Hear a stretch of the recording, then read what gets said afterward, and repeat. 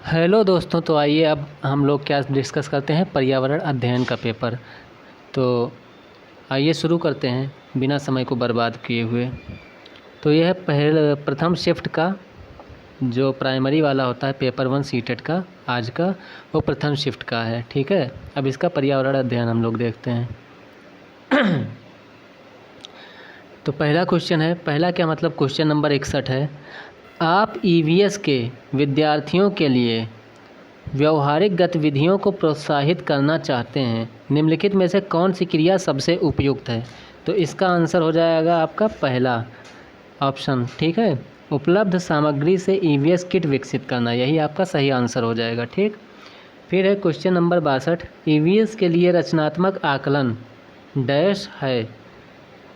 तो इसमें आपका हो जाएगा 62 का पहला ऑप्शन आपका सही हो जाएगा, ए और सी। ए क्या है, सीखने के लिए आकलन, और सी क्या है, अधिगम के रूप में आकलन। तो इसका ये पहला वाला सही हो जाएगा। ठीक, 62 का पहला वाला सही होगा, ए और सी। 63 नंबर प्रश्न क्या है, निम्नलिखित कथनों को पढ़िए तथा सही विकल्प का चयन कीजिए। अभिकथन और कारण वाला है। तो अभिकथन इसका है, ईवीएस में क्षेत्र भ्रमण प्रभावी शिक्षण शास्त्रीय रणनीति है। और कारण इसका क्या है, क्षेत्र भ्रमण वस्तुओं, घटनाओं और स्थानों की याददाश्त को बढ़ावा देता है। तो सही बात है, ए भी सही है और आर भी सही है, यानी इसका जो कथन है वो भी सही है और कारण भी सही है। तो इसका क्या हो जाएगा, ए और आर दोनों सही हैं तथा आर जो है वो ए की सही व्याख्या करता है। ठीक, तो इसका क्या हो जाएगा, ऑप्शन नंबर चौथा सही हो जाएगा। अब क्या है, प्रश्न संख्या 64, आपको कक्षा 3 से 5 तक के अपने विद्यार्थियों के लिए ईवीएस पाठ्यपुस्तक का चयन करना है। ठीक है, इस उद्देश्य के लिए निम्नलिखित में से कौन सा मानदंड सबसे उपयुक्त है?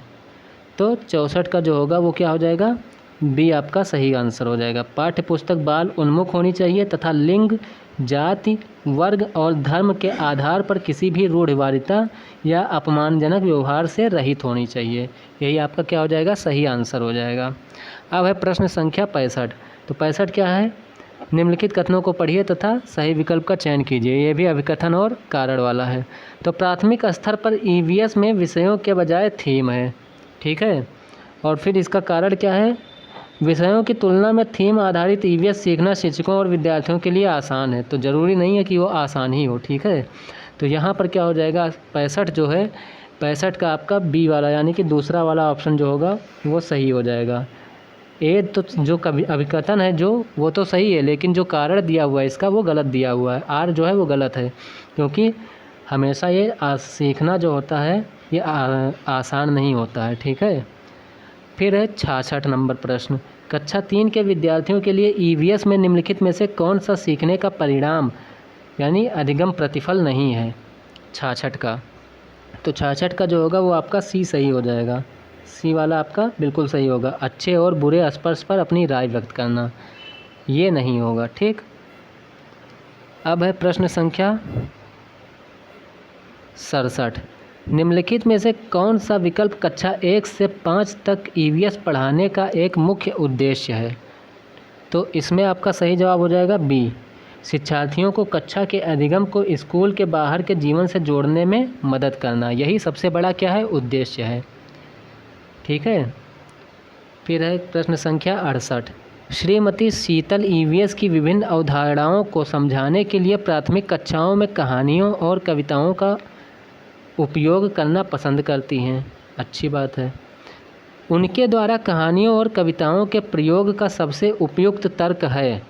तो 68 का आपका जो होगा वो सही जवाब जो होगा बी हो जाएगा, मतलब ये दूसरा वाला जो है वो हो जाएगा। ए भी होगा, सी भी होगा और डी भी होगा।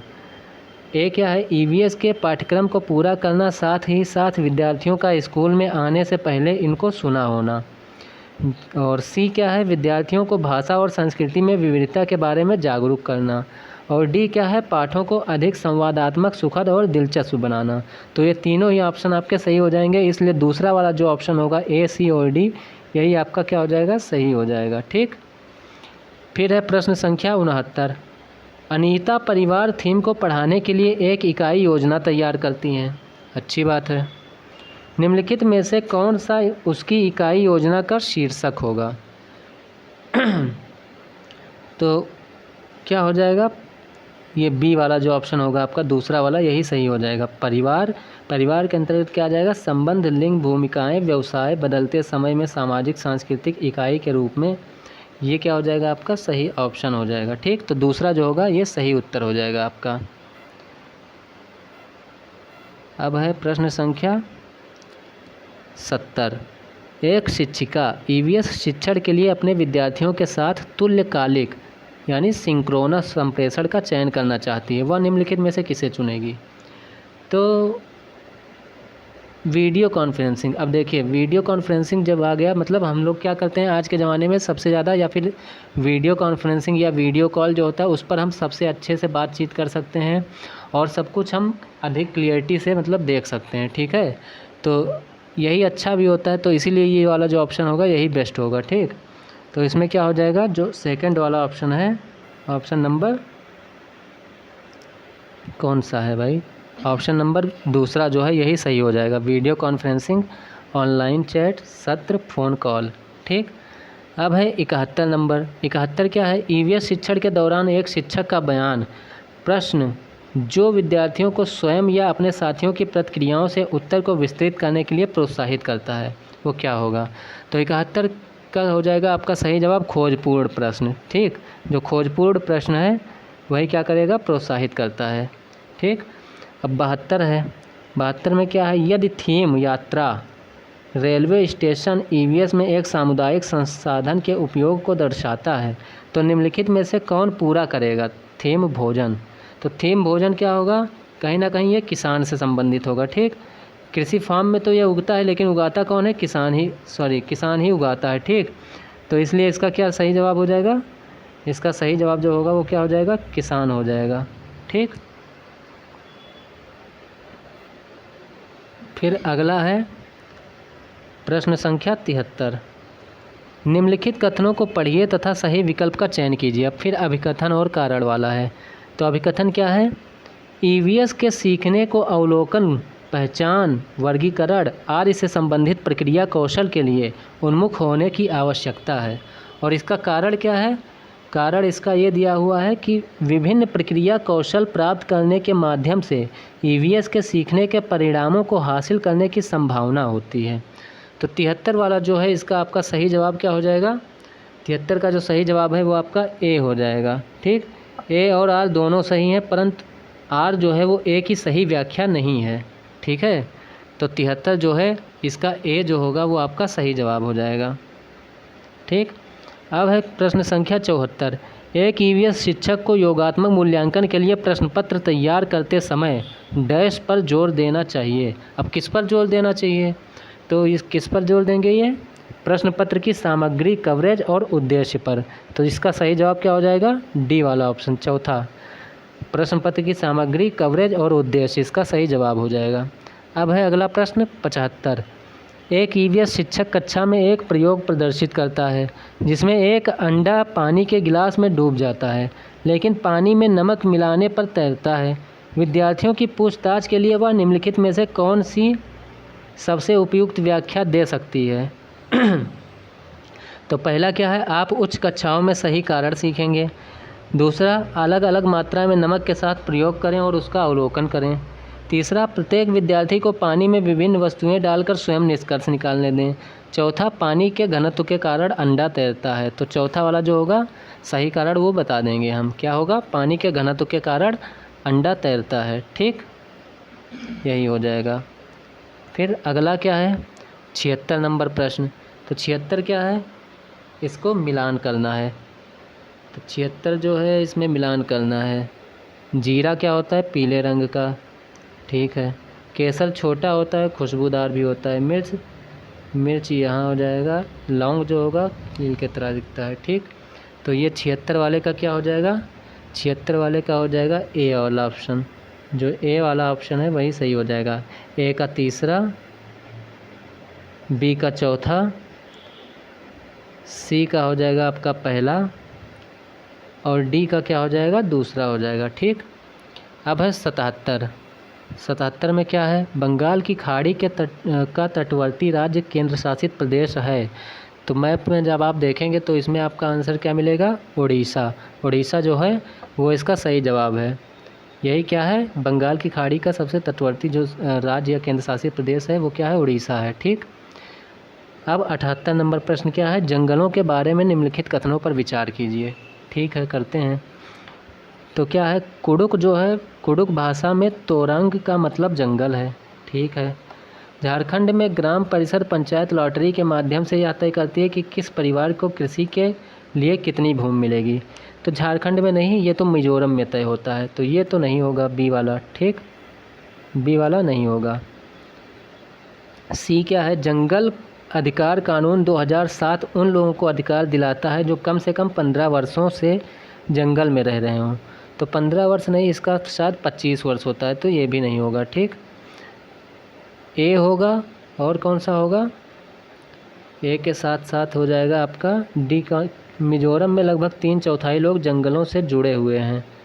तो 78 का जो आपका सही जवाब होगा वो क्या हो जाएगा, ए और डी, यानी कि बी वाला जो होगा ऑप्शन दूसरा वाला वो आपका सही हो जाएगा।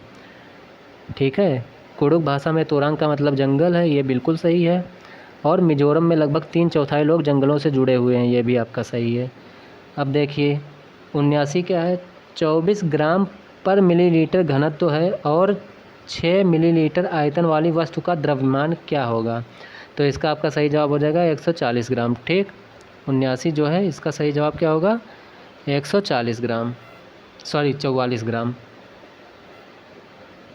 फिर 80 है, पौधों के निम्नलिखित मुख्य कार्यों पर विचार कीजिए। तो भोजन का उत्पादन और भंडारण करना। भोजन का उत्पादन और भंडारण ये तने का काम नहीं होता है। यहाँ पे हमें क्या निकालना है, तने का मुख्य कार्य बताना है। तो तने का मुख्य कार्य ये नहीं होता है। भोजन का उत्पादन पत्तियाँ करती हैं और भंडारण कहाँ होता है इसका, भंडारण इसका कहाँ होता है, जड़ों में। जड़ों में खनिज पदार्थ होते हैं। पत्तियाँ क्या करती हैं, पत्तियों से ही ये पौधे के हर भाग में क्या होता है, संचरित होता है। ठीक, फिर क्या है, पौधे को शक्ति और सहारा देना। तो पौधे को शक्ति और सहारा देना तने का काम है। तीसरा वाला ऑप्शन क्या है, पौधे के अन्य भागों को जड़ों से जल और खनिज का स्थानांतरण करना। तो ये भी है, लेकिन जो भोजन का उत्पादन है ये किसका काम है, पत्तियों का है। तो इसमें बी और सी वाला जो ऑप्शन है वही सही हो जाएगा, यानी केवल बी और सी। ठीक है, 80 का क्या हो जाएगा, 80 का आपका तीसरा वाला ऑप्शन सही हो जाएगा। ठीक, निम्नलिखित कथनों को पढ़िए तथा सही विकल्प का चयन कीजिए। दाब लगाने पर गैस को आसानी से संपीड़ित किया जा सकता है। जब हम किसी गैस पर दबाव लगाते हैं तो गैसीय कणों के बीच अंतराणुक स्थान कम हो जाता है और यह आसानी से संपीड़ित हो जाती है। ठीक है, तो इसमें क्या है, इसमें हमें बताना है कि कौन सा सही और कौन सा गलत है। ठीक है, तो 81 का आपका क्या हो जाएगा, ये भी सही है, ए भी और आर भी सही है, तो दोनों सही हैं। और आर जो है वो ए का सही व्याख्या भी करता है, इसलिए इसका क्या हो जाएगा, चौथा वाला ऑप्शन आपका बिल्कुल सही हो जाएगा। ठीक, फिर क्या है 82, निम्नलिखित कथनों ए और बी पर विचार करना है। और इसमें है क्या कथन, मनाली में ढालू छतों वाले मजबूत बांसों के खंभों पर बने ऊंचे उठे हुए लकड़ी के घर बनाए जाते हैं। तो ये मनाली में नहीं बनाए जाते हैं, बांस के घर असम में बनाए जाते हैं, तो ये तो गलत हो गया कथन ही। फिर बी कथन क्या है, मनाली में बारिश बहुत होती है और बर्फ़ भी पड़ती है। तो मनाली में बारिश होती है, शायद, कंफर्म नहीं है मुझे वैसे, लेकिन होती है मनाली में बारिश। तो इसका ए वाला तो गलत है, बी वाला सही हो सकता है। एक बार इसको चेक कर लीजिएगा, मैं कंफर्म नहीं हूँ, लेकिन बी वाला सही हो सकता है। तो मेरे हिसाब से इसका तीसरा वाला सही हो जाएगा। ठीक, फिर है 83 नंबर। 83 नंबर में क्या है, रामा प्रत्येक शाम को अपने दोस्तों के साथ क्रिकेट खेलता है। वह क्रिकेट खेलने में कौन सी ऊर्जा का उपयोग करता है। तो क्रिकेट खेलते समय क्या होता है, वो हाथ पैर अपने चलाता है, दौड़ता है, भागता है, बॉलिंग करता है, बैटिंग करता है। तो उसमें किसका वो प्रयोग कर रहा है, मांसपेशियों का प्रयोग कर रहा है। तो ये वाला ऑप्शन आपका जो पहला है वही सही हो जाएगा, मांसपेशियों की ऊर्जा। ठीक, ये हो गया आपका। 84 नंबर प्रश्न क्या है, निम्नलिखित में से कौन सी असम में खाए जाने वाले चावलों की एक सामान्य किस्म है जो पकने के बाद चिपचिपे या स्टिकी हो जाते हैं। तो बोम्बा चावल नहीं होगा, पोनी चावल नहीं होगा, अर्बोरियो चावल भी नहीं होगा, बोरा चावल जो है वही आपका सही जवाब हो जाएगा। ठीक है, तो ऑप्शन सी जो होगा तीसरा वाला वही आपका सही हो जाएगा। अब प्रश्न संख्या 85 है।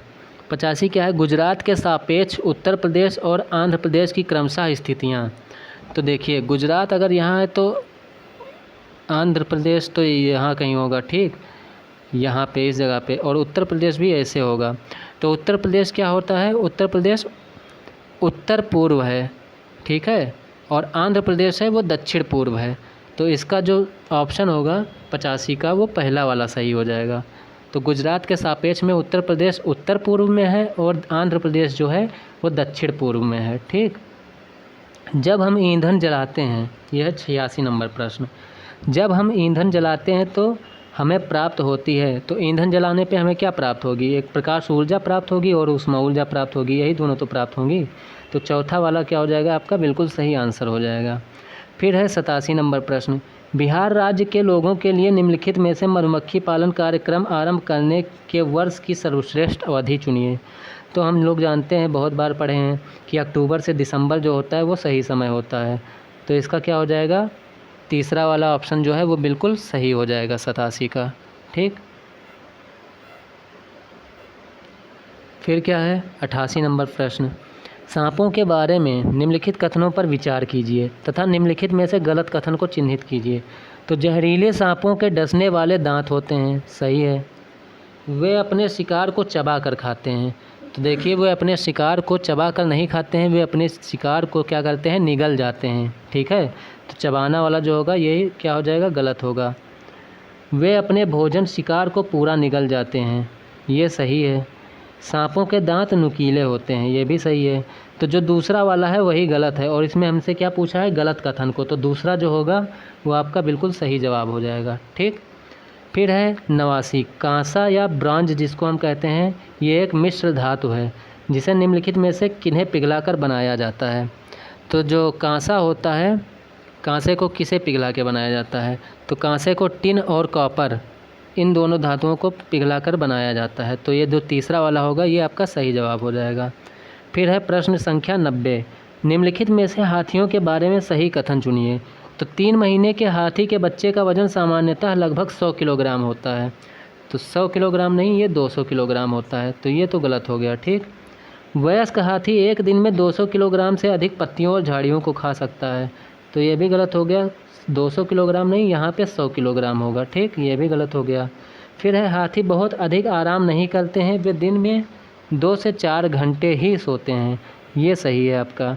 हाथी कीचड़ और पानी से खेलना पसंद करते हैं, तो ये भी सही है। तो 90 का आपका कौन सा सही है? सी और डी सही है। तो दूसरा वाला जो होगा ऑप्शन वो आपका क्या हो जाएगा? सही हो जाएगा। ठीक है, तब ये आपके 90 प्रश्न जो थे ये यहाँ तक पूरे हो चुके हैं, और EVS वाला जो सेक्शन था आपका वो ख़त्म हो चुका है। अब मिलते हैं अगली वीडियो में हिंदी के सेक्शन के साथ। आप हमारे चैनल को लाइक, सब्सक्राइब और शेयर ज़रूर कीजिए। धन्यवाद।